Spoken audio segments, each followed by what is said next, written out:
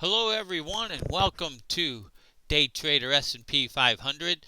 This is Dale Woodson, one of Timer Digest's top ranked stock market timers. And you can see the services we offer here. Established in 1997, we have an annual subscription and a monthly subscription for a Fibonacci 233 or 144. Today is March 4th, 2021. We have some exciting things to discuss today. So let's get in it. Let's look at the S&P.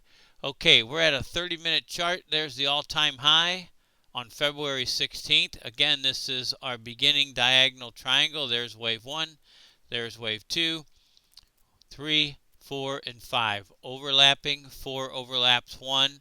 That is wave 1, okay? Wave 2 up, topped on March 1st. And you can see wave 3 down here gains it already passed the 1-to-1 relationship, and they usually do. Wave 3 gains a 1.618 right here at 36.55. This third wave is unfolding here. You can see there is, well, let's count them for you. 1, 2, 3, 4, 5 waves down here. That would be 1 of 3. Let's go ahead and put that in there for you guys. Okay, let's see what kind of degree of trend we can get there. There's 1, there's 2. I'm going to lay 3, 4, and 5 out here for now. Okay, you can see here that wave 1 down, I've got that even with that low there, and there's 2. 3 is equal to 1 at this level right now, okay? We don't think that's where it's going to end. It's a very good case. This third wave is subdividing because these third waves usually don't end up with a 1-to-1 relationship. They usually end up with a 1.618, 2.618, 3.618, as much as 4.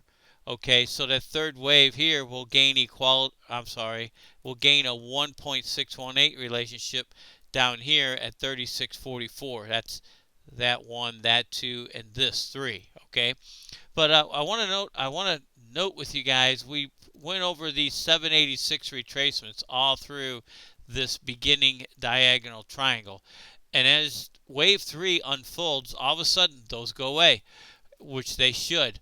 Okay, so we can look at this retracement here. Okay, on this first wave, 1 of 3, and you can see it is right in between the 382 and the 500, okay?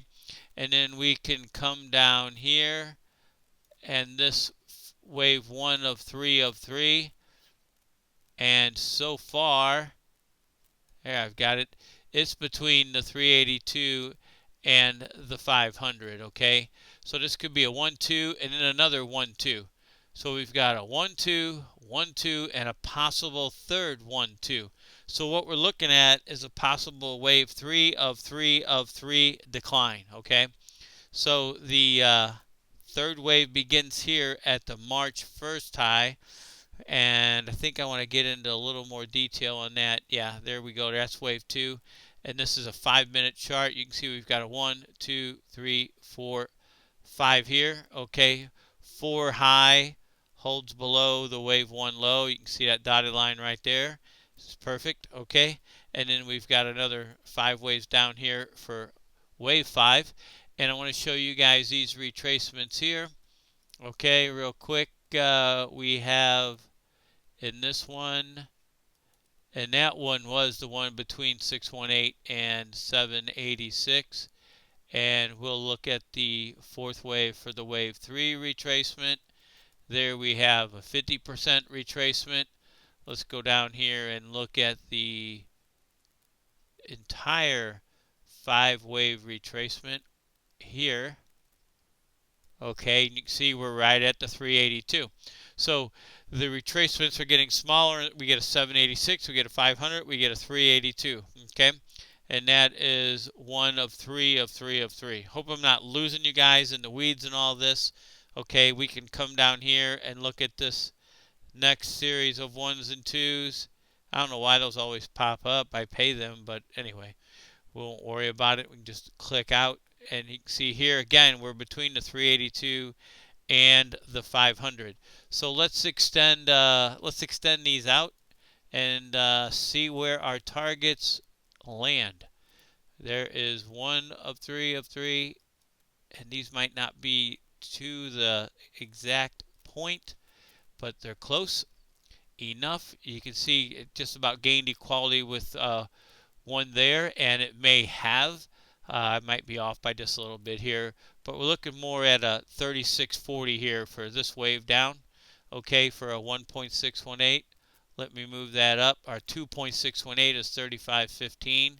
And then we have 33.89 here. That's for this wave that is unfolding. Okay, third waves are very powerful, and they can take on any multiple that they choose. I want to get into our Fibonacci time spiral here, and I think I put that up here. Yeah, here we go. Okay, this is the 30-minute bar, all-time high, 39.50. You see wave 1 down, wave 2 up. You see just breaking down 1, 2, 3, 4, 5. That's 1 of 3 of 3. That's 2 of 3 of 3.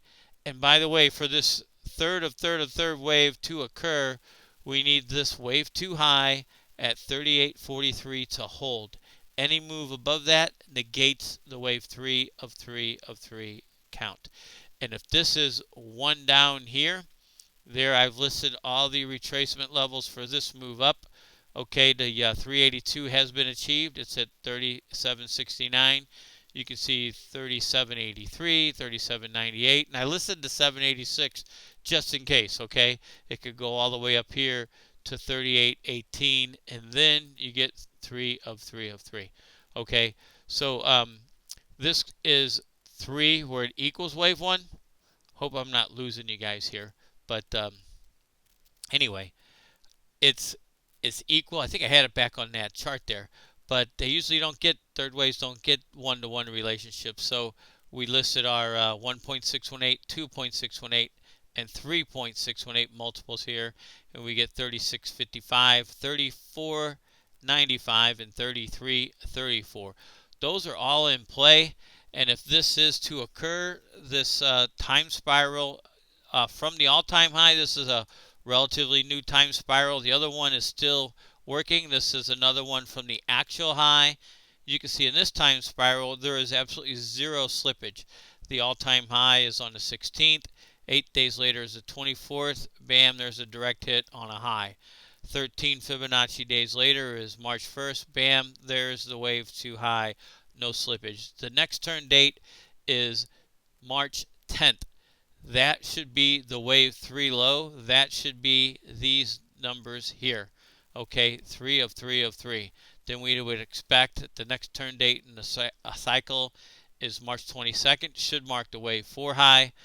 55 days later is April 12th. And if there's never a guarantee of a crash, but if there is going to be one, they always occur Fibonacci 55 days after the all-time high, plus or minus 1 day. We're looking at April 12th, but we're getting a little bit ahead of ourselves here because these all have to play out first. I've seen a lot of these time spirals from the all-time high. You get to the 21 day, it works, and then it fails. Okay, so for this to even be in play, the 310 date has to mark a high, and the 310 date has to mark a low, then the 322 date has to mark a high, then 412 is in play.